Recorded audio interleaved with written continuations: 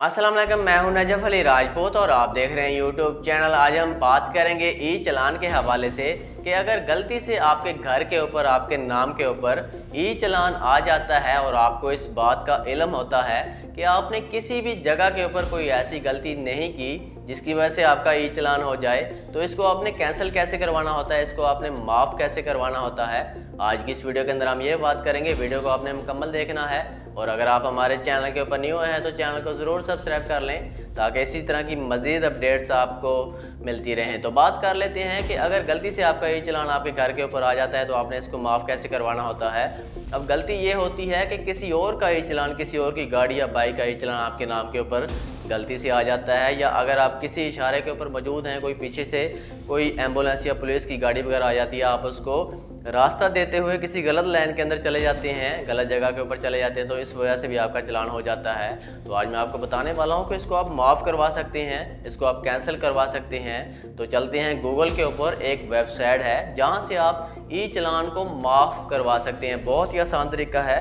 आपने आ जाना है गूगल के ऊपर और यहाँ पर आपने सर्च करना है ई चलान पंजाब सेफ सिटी। ठीक है, ई चलान पंजाब सेफ सिटी आपने सर्च कर लेना है। उसके बाद जो सबसे पहली जो वेबसाइट है आपके पास आ जाती है, इसको आपने ओपन करना है। इसके बाद जो अगला ऑप्शन है आपको यहाँ पर मिल जाता है। सबसे ऊपर आपने अपनी जो नंबर प्लेट है, अपने बाइक की जो नंबर प्लेट है या अपनी गाड़ी की जो नंबर प्लेट है, वो आपने पहले इंग्लिश के जो हिस्से उसके होते हैं वो आपने लिखने हैं। अपने बाइक का, गाड़ी का नंबर लिखना है और यहाँ पर आपको आपका जो CNSE नंबर है वो आपसे मांगता है। ये दोनों चीज़ें आपने यहाँ पर एंटर कर देनी है। यहाँ पर मैं आपको एक चीज़ क्लियर कर दूँ कि अगर किसी वेबसाइट के ऊपर आपको इस तरह का ऑप्शन नहीं मिलता तो आपने किसी और वेबसाइट को ओपन करके देख लेना है।